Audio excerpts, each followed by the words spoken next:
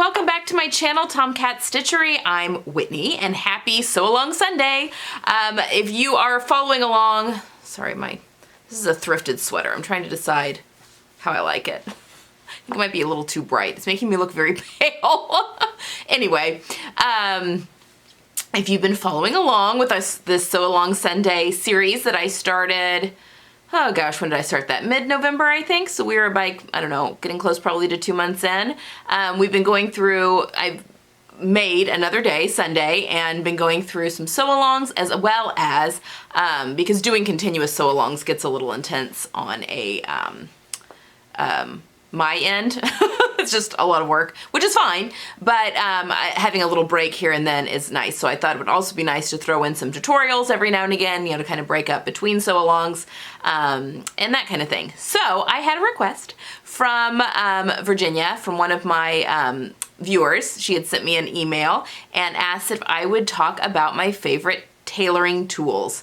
And so I thought that would be kind of a great video to do, and I thought I would even break them up at, you know, if you're a beginning, just starting to make coats, that kind of thing, or doing any kind of tailoring, and then maybe some that you want to invest in a little bit later that aren't necessarily necessary, but that do make the job much more professional and just that great. So let's get started. Okay, let me get comfortable. Oh, Gidget says hi. I got scolded for not showing Gidget. She is always right here beside me. Oh, we match. Her collar is the same color as my shirt. She's always here beside me, so just know every single video you watch, Gidget is always right here. I just woke her up though. She was sleeping. I'm sorry. Oh, thank you. Yes. Anyway, Gidget says hello. Sorry, I'll let you go back to sleep, princess. Yes. Rough life. All right, so let's get tucked in. Tailoring. It is one of my absolute favorite parts of sewing. I love making coats. I love making jackets. Wool is one of my absolute favorite things to work with. Although you don't have to tailor just with wool. You can tailor with cotton. You can tailor with linen. You can tailor, I guess you can technically, I mean, you can tailor with some of the knits that they have out now, more stable knits. You can technically, I guess, tailor with polyester, although polyester does not like to press, and that is the key in tailoring. We will talk about that at the end. But tools, that I have a nice little pile here of tools that I like to use for tailoring projects. That doesn't also have to be jackets. That could be, you know, tailored pants, dresses, any of that kind of thing, which I love doing all of those. So typically tailored means things that are more fitted. So you have to really be on your game with fitting, which I've said before, I am gonna be doing a lot more, talking a lot more about fitting this year, which is my plan. But fitting really is one of those things that you just have to do 100 million times, and that eventually it becomes second nature and you just figure things out each time you fit yourself or someone else. And that was a hard lesson for me to learn when I first started like learning fit. Because I'm impatient.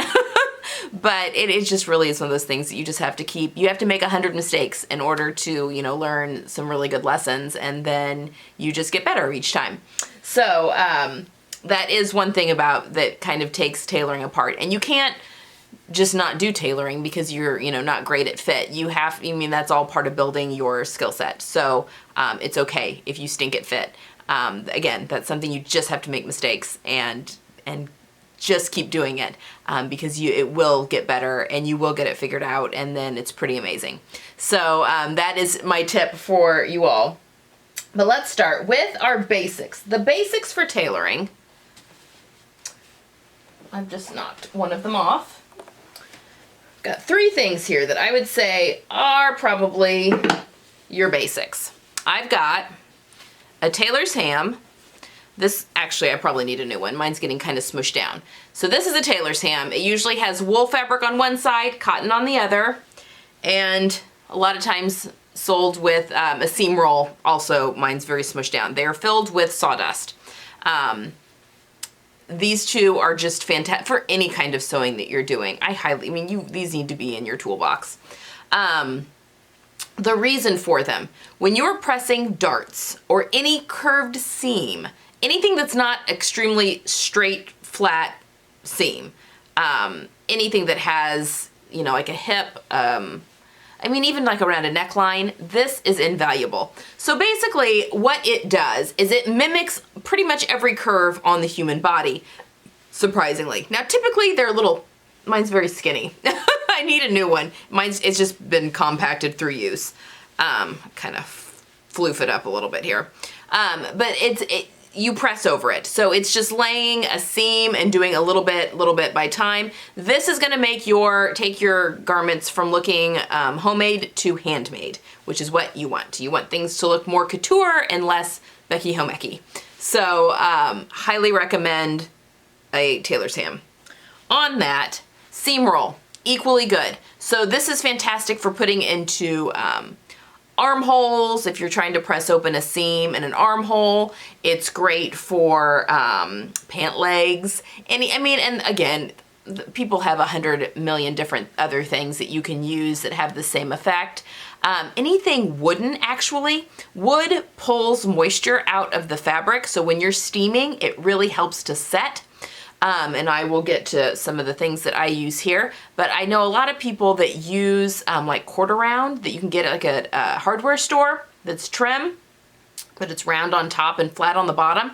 I've seen that used, and in place of something like this, because you can get a really hard crease without pressing indentations of your seam allowance on either side of the seam.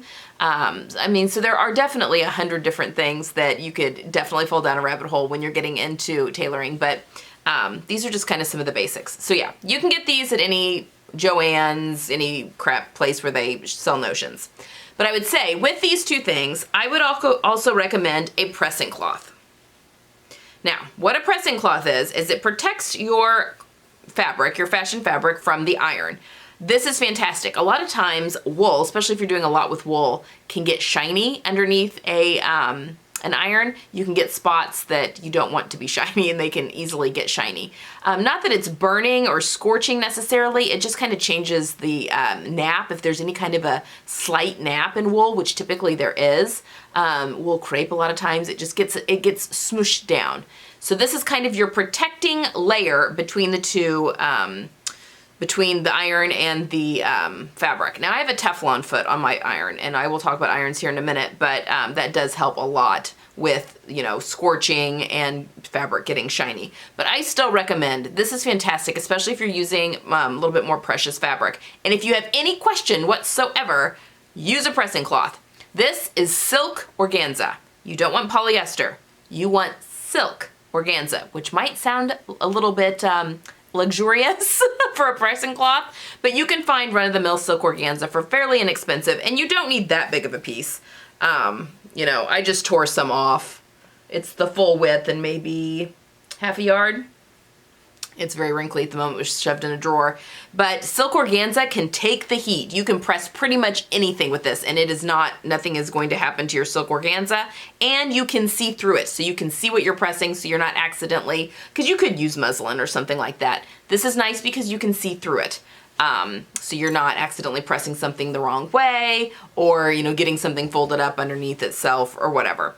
So silk organza pressing cloth, and I think you could probably buy silk organza pressing cloth, so you don't have to just order a half yard or whatever, but you can. And actually, I should have even serged my edges, but I didn't. That would help with some of the flyaway threads that I'm getting.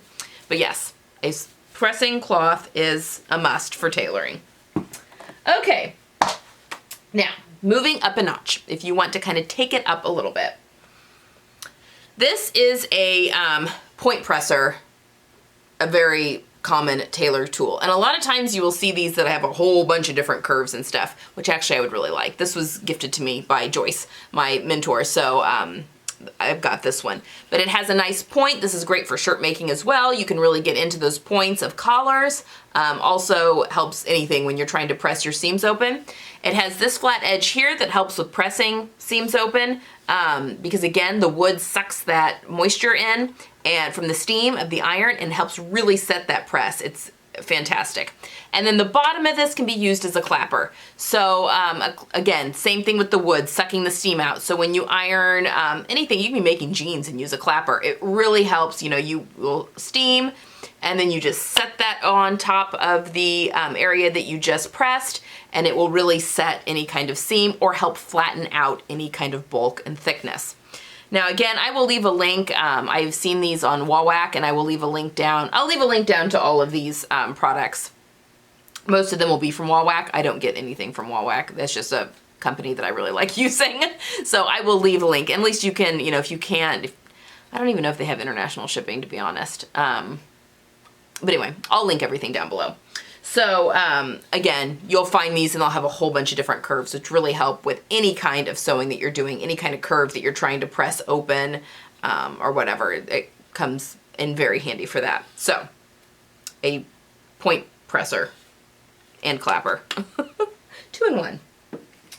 All right, next, we'll talk about these last, because they're not necessarily just for tailoring. These are just kind of some things that are nice with tailoring and that kind of thing. All right, this is a sleeve board. It's like a little mini ironing board. You've got a thicker side on this end, and then on this one, it's a little thinner. This is fantastic for pressing in hems on sleeves and hems on pant legs, because you can put the pant leg on top. Again, it's a miniature ironing board. I use this thing all the time, a lot more than I thought I would. Anytime I'm pressing a hem in a pair of pants, I always pull this out. And again, also with sleeves, anytime you're pressing in a sleeve, you could use your sleeve roll if you'd like, but this just really makes sure that you're not crushing anything underneath.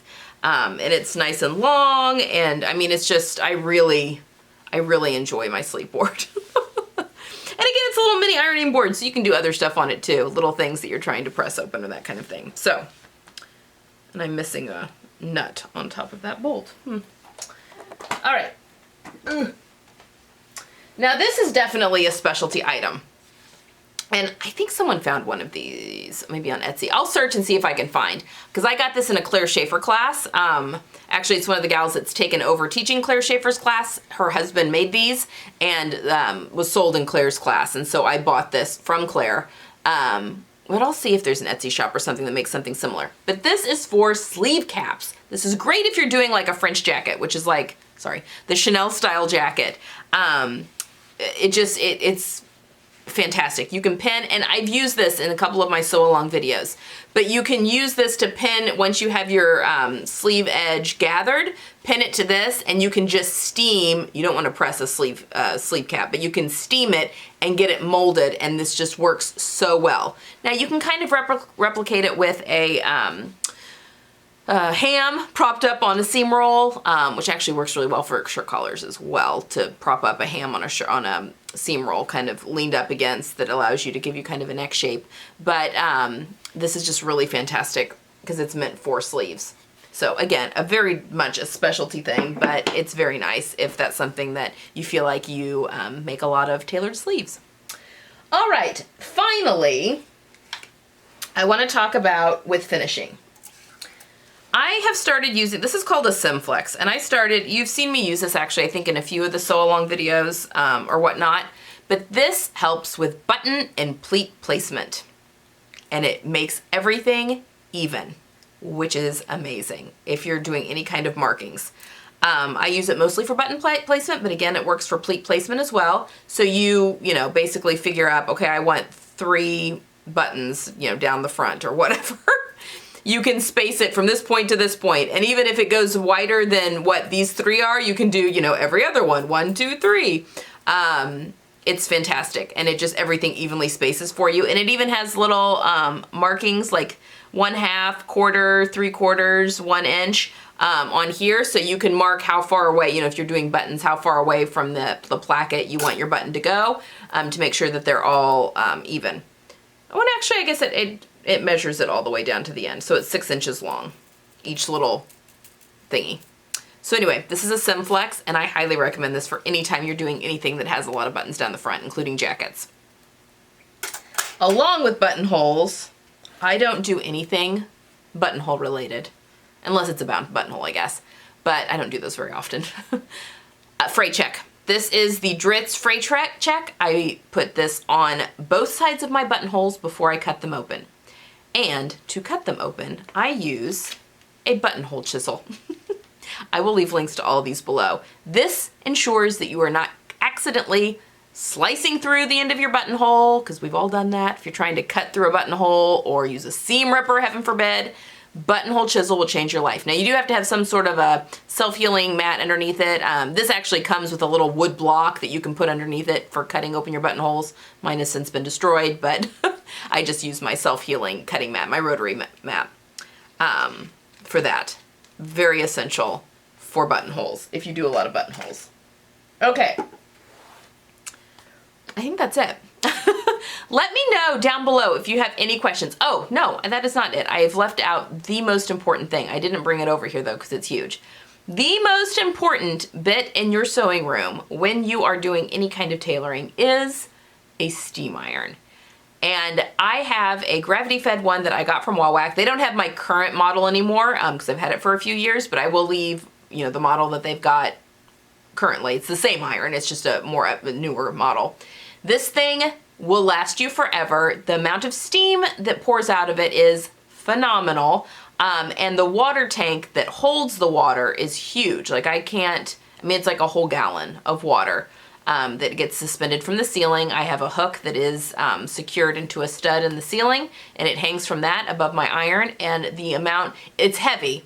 Now it's a heavy iron, but I tell you what, once you have used that, for pressing, you will not ever want to go back. You'll use a regular home iron and just think, what a weenie piece of equipment.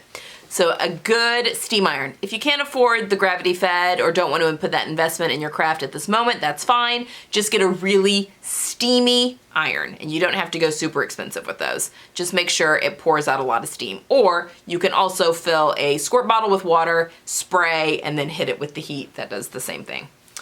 Okay, those are my suggestions for tailoring tools. If that is something that you are interested in getting into with your sewing practice, those are my go-to tools and notions that I like to use for tailoring. So again, if you have any questions, leave them down below and I will give them an answer. Not sure what video I'm doing yet on Tuesday. I'm kind of in a holding pattern right now, waiting to hear back from a few people on different things on when I'm going to release, and I'm waiting for a couple things to arrive to do a few videos. So I have a whole lot of things planned. I'm just not sure what's happening when quite yet. It's kind of stressing me out actually. Like I like having a plan of, for the most part of, you know, what I'll be filming next and that kind of thing, but it's okay. Fly by the seat of my pants, it's fine. So I'll see you guys on Tuesday with a surprise video, and I hope you guys have a wonderful end of your weekend here and a good week next week, and I'll see you on Tuesday. Bye.